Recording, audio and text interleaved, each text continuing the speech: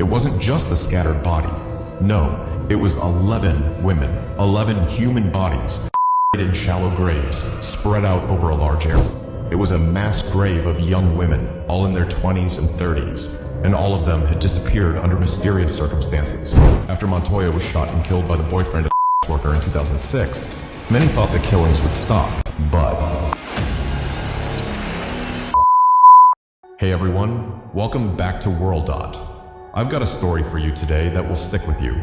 This one is deeply unsettling and honestly, pretty chilling. It's the story of the West Mesa bone collector. Now, this isn't some fictional horror story. No, this is real. The kind of story that makes you look over your shoulder wondering if you really know who's around you. The kind of story that haunts people. Because what we're about to talk about is a serial killer who still haunts the desert of Albuquerque, New Mexico. And to this day, no one knows who the killer is. This is the story of 11 women, their lives taken too soon, and a killer who's still out there, free somewhere. So, let's dive into it. It's time to uncover the mystery of the West Mesa bone collector.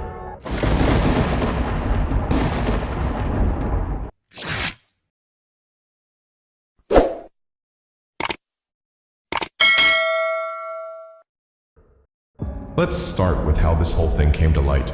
Imagine, you're just out for a walk with your dog, maybe on a sunny afternoon, when suddenly your dog starts sniffing something strange. You go over to investigate, and in the dirt, you see what looks like a bone. It's not something you'd expect to find in the middle of the desert, right? But this is exactly what happened on February 2nd, 2009.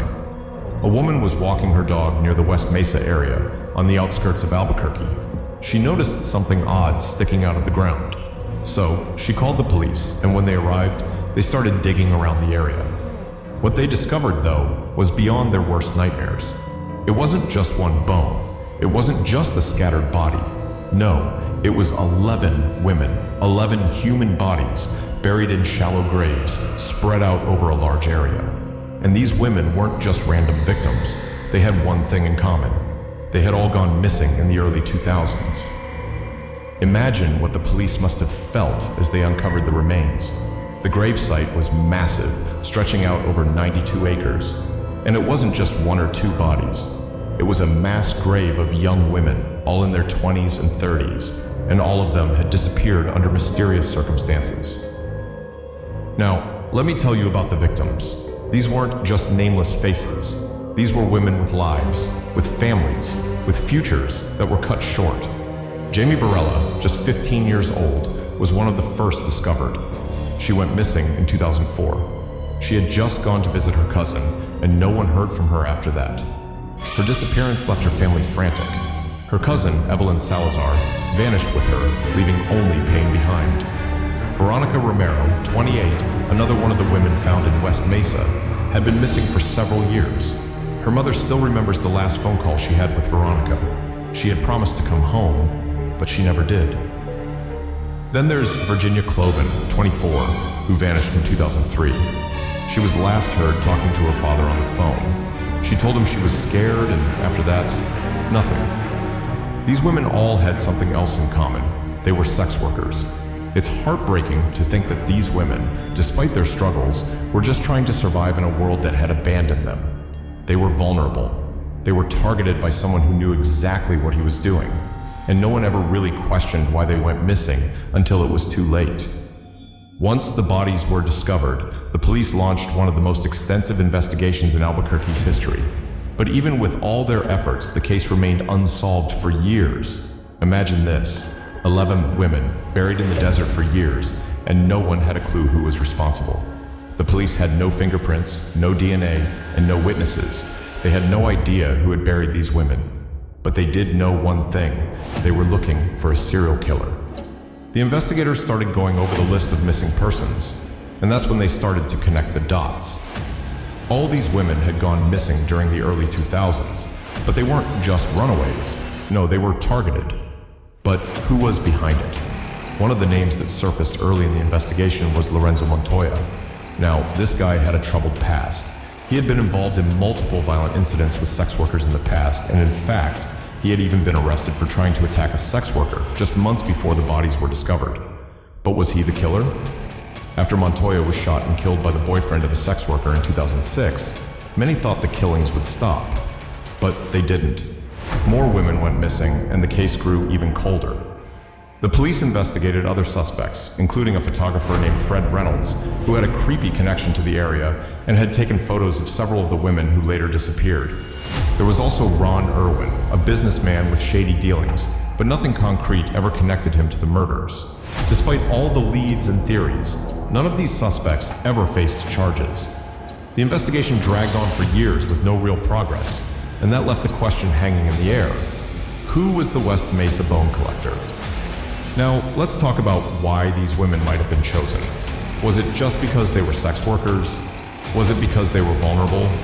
Well, it's not uncommon for serial killers to target people who they believe won't be missed, people on the fringes of society. And, for a long time, these women weren't given the attention they deserved. But there's more to it. The area where the bodies were found, West Mesa, had been an isolated desert for a long time. No one lived there. It was the perfect place for someone to bury bodies without being seen. The killer, or killers, knew what they were doing. They knew the area, and they knew how to avoid getting caught. But here's where it gets chilling. The killer didn't just want to take their lives. The way the bodies were buried, how they were arranged, it all felt methodical, like the killer was sending a message. Now, with no solid leads, people started coming up with their own theories. Some believe it was a truck driver, someone traveling through the area, picking up women at truck stops, and then disposing of them in the desert. Others think it was someone local, someone with knowledge of the area and a desire to cover their tracks. There's even a theory that the murders were connected to some underground human trafficking ring, using the women for forced labor, then discarding them once they were no longer useful. Theories ranged from the killer being a cop to someone with an obsession with these women's lives, but nothing has ever been proven. And it's this ambiguity, this haunting unknown, that keeps people so fascinated and terrified by this case. So you might wonder, why does this still matter today? These killings happened almost 20 years ago, and the killer still hasn't been caught. The bones have been buried for so long. But it matters because it's a story that still needs answers. These women were real people. They had families, dreams, hopes for their future, and they deserve justice. We can't forget them. The case also reminds us of the dangers of ignoring the most vulnerable people in society. These women didn't deserve to die, but their stories should not be forgotten. We can't let the killer, whoever he is, escape justice. So, the next time you hear a story like this, remember it's not just about the horror. It's about the lives lost, the families left behind, and the justice that still needs to be served. Thanks for watching WorlDot today. If you found this story chilling, make sure to hit that like button, share with your friends, and don't forget to subscribe. We've got more real dark mysteries coming your way soon.